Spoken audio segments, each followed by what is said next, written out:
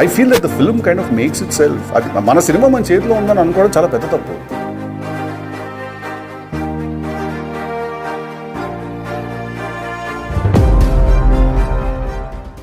నమస్తే folks, welcome to my channel.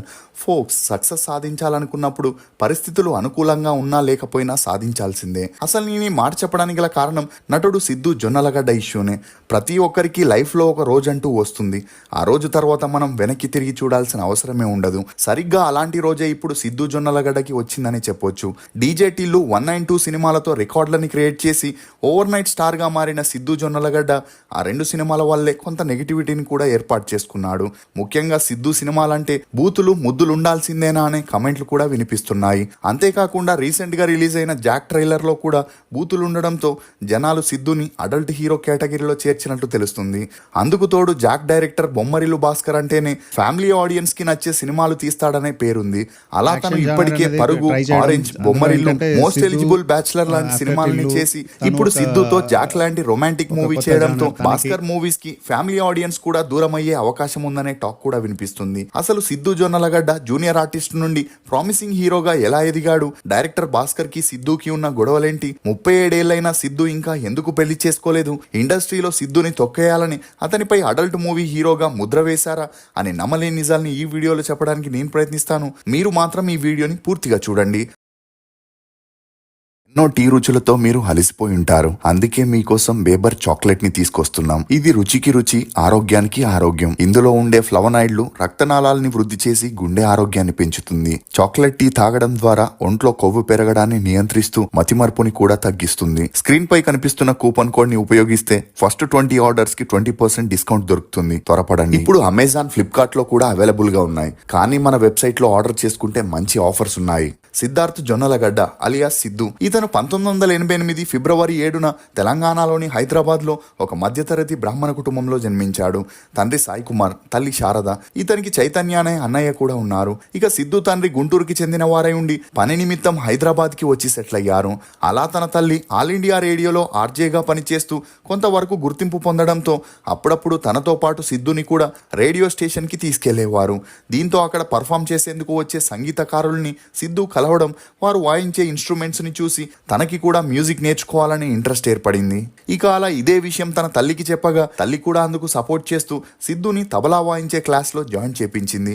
అలా తబలా నేర్చుకుంటూనే సిద్ధు తన స్కూలింగ్ ని హైదరాబాద్ లోని ఒక ప్రైవేట్ స్కూల్లో చదివాడు. చదువుల్లో చురుగ్గా ఉన్న సిద్ధు ప్రతి ఒక్క ప్రోగ్రామ్ లో తబలా వాయిస్తూ మంచి గుర్తింపుని తెచ్చుకొని ప్రైజెస్ ని కూడా గెలిచేవాడు. ఇక అలా ఎప్పుడైతే తన ఇంటర్ కోసం చైతన్య కాలేజీలో చేరాడో అప్పటి నుండి సిద్ధుకి యాక్టింగ్, మోడలింగ్ పైన ఇంట్రెస్ట్ ఏర్పడింది. దీంతో డాన్స్ క్లాస్ లో కూడా జాయిన్ అవ్వగా సిద్ధుకి అక్కడ కొంతమంది సినిమాల్లో చిన్న చితిక పాత్రలు చేసేవారితో మంచి పరిచయం పెరిగి ఎక్కడ ఆడిషన్స్ జరిగినా ఆ విషయాన్ని వారి ద్వారా సిద్ధు తెలుసుకొని ఆడిషన్స్ లో పాల్గొనేవాడు. కానీ సిద్ధు పేరెంట్స్ మాత్రం తన ఎడ్యుకేషన్ పూర్తవనిదే ఎక్కడికి వెళ్ళకూడదని కండిషన్ పెట్టడంతో తల్లిదండ్రుల కోసం హైదరాబాద్ లోని హోలీ మేరీ ఇన్స్టిట్యూట్ లో బీటెక్ లో జాయిన్ అయ్యాడు. ఇక అలా ఒకవైపు చదువుకుంటూనే మరోవైపు మూవీ ఆడిషన్ కి వెళ్తూ ఇంట్లో తెలియకుండా చిన్న చితిక పాత్రలు చేస్తుండేవాడు. ఈ క్రమంలోనే నాగ చైతన్య యాక్ట్ చేసిన జోష్ మూవీకి ఆడిషన్ జరుగుతుందని తెలుసుకున్న సిద్ధు అక్కడికి వెళ్లి ఆడిషన్ ఇవ్వగా ఇతని లుక్స్ ఇంప్రెసివ్ గా ఉండడంతో 3 రౌండ్ల ఆడిషన్ తర్వాత ఆ మూవీ డైరెక్టర్ సిద్ధుని హీరో ఫ్రెండ్ క్యారెక్టర్ కి సెలెక్ట్ చేశాడు.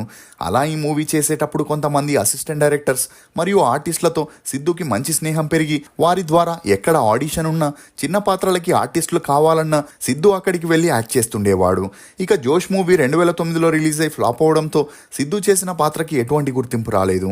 ఈ క్రమంలోనే ఒక అసిస్టెంట్ డైరెక్టర్ సపోర్ట్ తో రామ్ చరణ్ చేసిన ఆరెంజ్ మూవీలో యాక్ట్ చేయగా ఆ తర్వాత భీమ్లీ, కబడ్డీ జట్టు, డాన్ సీను అని బ్యాక్ టు బ్యాక్ మూవీస్ లో యాక్ట్ చేసిన తనకి ఎటువంటి ప్రయోజనం కలగకపోవడం, అప్పటికే బీటెక్ కూడా కంప్లీట్ అవ్వగా తన దృష్టిని పూర్తిగా సినిమాల వైపు సారించాలనుకున్నాడు. ఇక అలా తను ట్రై చేసేటప్పుడే మరోవైపు ప్రవీణ్ సత్తార్ అప్పటికే యుఎస్ఏలోని IBM లో 10 years పనిచేసి ఆ తర్వాత తనకి సినిమాలపై ఉన్న ఇంట్రెస్ట్ తో ఆ జాబ్ ని వదిలేసి హైదరాబాద్ కి వచ్చి తన సత్తా చాటుకోవాలనుకున్నాడు. అలా తనే ప్రొడ్యూసర్ గా, డైరెక్టర్ గా LBW, LBW అంటే లైఫ్ బిఫోర్ వెడ్డింగ్ అనే మూవీని చేయాలని ప్లాన్ చేసి రెమ్యూనరేషన్ తీసుకోకుండా యాక్ట్ చేసే హీరోల కోసం వెతకగా నలుగురు హీరోల్లో సిద్ధుని కూడా వన్ ఆఫ్ ద హీరోగా సెలెక్ట్ చేయడం జరిగింది. ఇక LBW మూవీ 2011లో రిలీజ్ అయ్యి ఓకే టాక్ తెచ్చుకున్న ఆ తర్వాత సిద్ధుకి ఛాన్సులు రాలేదు. దీంతో తెలుగు ఇండస్ట్రీని నమ్ముకొని ఉంటే ప్రయోజనం లేదని తమిళ ఇండస్ట్రీకి వెళ్లి అక్కడ కూడా ట్రై చేయగా హీరోయిన్ దేవయాని తమ్ముడైన నకుల్ హీరోగా చేసిన వల్లీనం అనే మూవీలో సిద్ధుకి ఒక సపోర్టింగ్ రోల్ చేసే ఛాన్స్ వచ్చింది. అలా ఈ మూవీ 2014లో రిలీజ్ అయ్యి హిట్ అయిన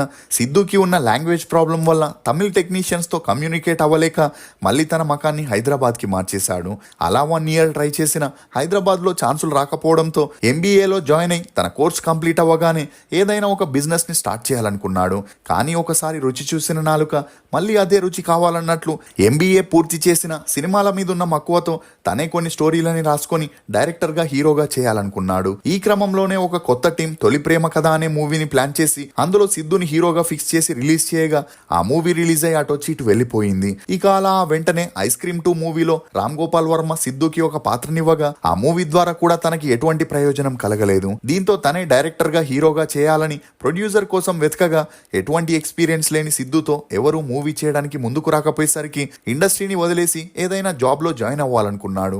ఈ టైంలోనే తనతో LBW మూవీ చేసిన ప్రవీణ్ సత్తార్ గుంటూరు టాకీస్ మూవీ చేయాలని డిసైడ్ అయి చాలా మంది హీరోస్ ని అప్రోచ్ అవ్వగా ఆ మూవీలో బోల్డ్ అండ్ అడల్ట్ కంటెంట్ ఉండడంతో ఎవరు ఆ మూవీ చేసేందుకు ఒప్పుకోలేదు. దీంతో వేరే దారి లేక ప్రవీణ్ సత్తార్ సిద్ధుని అప్రోచ్ అవ్వగా రోగి కోరింది పెరగన్నమే, డాక్టర్ చెప్పింది పెరగన్నమే అన్నట్లు సిద్ధు తనకి వచ్చిన అవకాశాన్ని వినియోగించుకోవాలని ఒప్పుకున్నాడు. ఇక అలా ఎప్పుడైతే Guntur talkies movie trailer release అయిందో అది చూసిన యూత్ అంతా రష్మి అందాల ఆరబోతకి ఫిదా అయి ఎప్పుడెప్పుడు ఆ మూవీ చూడాలని ఎదురు చూడడం మొదలెట్టారు. ఇక అలా ఈ మూవీ 2016లో రిలీజ్ అయి హిట్ అయిన ఇండస్ట్రీలో ఉన్న కొంతమంది వ్యక్తులు సిద్ధుపై అడల్ట్ హీరో అనే ముద్ర వేసి తనని ఎదగనివ్వకుండా చేయడంతో ఏ ప్రొడక్షన్ హౌస్ కూడా ఇతనితో మూవీ చేసేందుకు ముందుకు రాలేదు.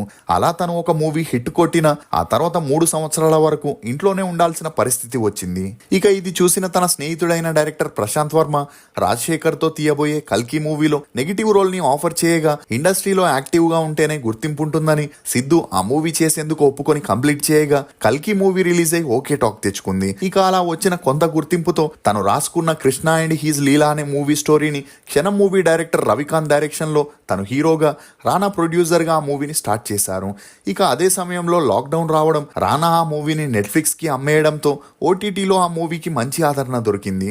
అలా వెంటనే చేసిన మా వింత గాథ వినుమా మూవీ కూడా ఆహా OTTలో రిలీజ్ అవ్వడంతో తన కెరియర్ ట్రాక్ తప్పుతుందని పట్టువదలని విక్రమార్కుల్లా మళ్ళీ ఒక స్టోరీని రాసుకొని విమర్ కృష్ణ అనే డైరెక్టర్ తో కలిసి సూర్యదేవర నాగవంశీ ప్రొడ్యూసర్ గా 4 కోట్ల బడ్జెట్ తో DJ టిల్లు మూవీని స్టార్ట్ చేశారు. ఇక అలా ఎటువంటి ఎక్స్పెక్టేషన్స్ లేకుండా 2022 ఫిబ్రవరి 12న రిలీజ్ అయిన DJ టిల్లు మూవీ 30 కోట్లని కలెక్ట్ చేసి సూపర్ హిట్ అవ్వడంతో ఉన్నట్టుండి సిద్ధుకి యూత్ లో అమాంతంగా క్రేజ్ పెరిగింది. ఇక ఈ సక్సెస్ తో ఏ మూవీ చేయాలో ఏ మూవీ చేయకూడదు అనే కన్ఫ్యూజన్ లో 2 సంవత్సరాల టైం వేస్ట్ చేశాడు. దీంతో మళ్ళీ ప్రొడ్యూసర్ సలహా మేరకు DJ టిల్లు స్క్వేర్ మూవీ స్టోరీని రాసుకొని మల్లిక్ రావు డైరెక్షన్ లో చేయగా ఆ మూవీ 130 కోట్లని కలెక్ట్ చేసి బ్లాక్ బస్టర్ హిట్ అయింది. కానీ ఈ మూవీ చూసిన కొంతమంది నెటిజన్లు DJ టిల్లు పార్ట్ 1 లాగే పార్ట్ 2 కూడా ఉందని అందులో కొత్త విషయం ఏమీ లేదనే విమర్శలు వచ్చిన ఆ టైంలో సిద్ధుకి బాలకృష్ణ రవితేజ లాంటి సీనియర్ హీరోలు సపోర్ట్ చేయడంతో ఆ విమర్శలు కాస్త తగ్గాయి. ఇక ఆ మధ్యలో రవితేజ యాక్ట్ చేసిన మిస్టర్ బచ్చన్ లో కూడా సిద్ధు గెస్ట్ రోల్ లో యాక్ట్ చేయగా ఇప్పుడు బొమ్మరిల్లు భాస్కర్ డైరెక్షన్ లో జాక్ అనే మూవీని చేస్తున్నాడు. ఇక ఇదిలా ఉంటే సిద్ధు ఏ మూవీ చేసిన story, screen play, dialogues, editing లో తాను ఇన్వాల్వ్ అయి డైరెక్టర్ కి ఇంపార్టెన్స్ ఇవ్వకపోవడంతో చాలా మంది ఇతనితో పనిచేసేందుకు వెనకడుగు వేస్తున్నారనే టాక్ కూడా ఉండింది. ఇక ఈ వార్తలకి బలం చేకూర్చేలా జాక్ మూవీ షూటింగ్ టైంలో సిద్ధు ప్రతి సీన్ లోనూ ఓవర్ గా ఇన్వాల్వ్ అవ్వడంతో డైరెక్టర్ భాస్కర్ కి సిద్ధుకి మనస్పర్ధాలు వచ్చి పెద్దగా గొడవలయ్యాయని, దీంతో భాస్కర్ షూటింగ్ ని మధ్యలోనే వదిలేసి వెళ్లిపోయినా సిద్ధునే మిగిలిన షూటింగ్ ని కంటిన్యూ చేయడంతో ఆ మూవీ ప్రొడ్యూసర్ ప్రసాద్ గారు మధ్యలో ఇన్వాల్వ్ అయి వీరిద్దరిని కాంప్రమైజ్ చేయడంతో అందుకు భాస్కర్ తన మూవీలో సిద్ధు ఇన్వాల్వ్ అవ్వకుండా ఉంటేనే అతను ఆ మూవీని కంప్లీట్ చేస్తాననే కండిషన్ పెట్టగా అందుకు సిద్ధు కూడా ఒప్పుకోవడంతో జాక్ మూవీ షూటింగ్ ని కంప్లీట్ చేయడం జరిగింది. ఇక ఈ మూవీ ఏప్రిల్ 10న రిలీజ్ కి రెడీగా ఉండగా మరోవైపు నీరజ కోనా అనే కాస్ట్యూమర్ మొదటిసారి డైరెక్షన్ చేస్తుండగా అందులో సిద్ధు హీరోగా చేస్తుండడం గమనార్హం.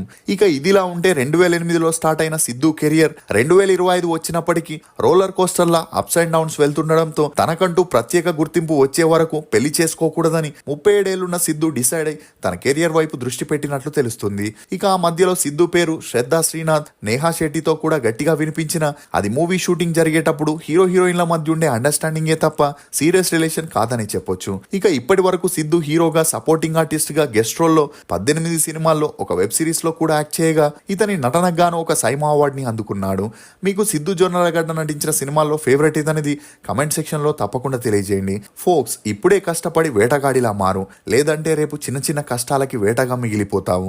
ఇది ఫోక్స్ సిద్ధు జొన్నలగడ్డ గురించి కొన్ని నమ్మలేనిసాలు. ఈ వీడియో మీద మీ అభిప్రాయాన్ని కమెంట్ సెక్షన్ లో తప్పకుండా తెలియజేయండి. మేము చేసిన ఈ వీడియో మీకు నచ్చినట్లయితే ఒక లైక్ ద్వారా మీ సపోర్ట్ ని మాకు తెలియజేయండి.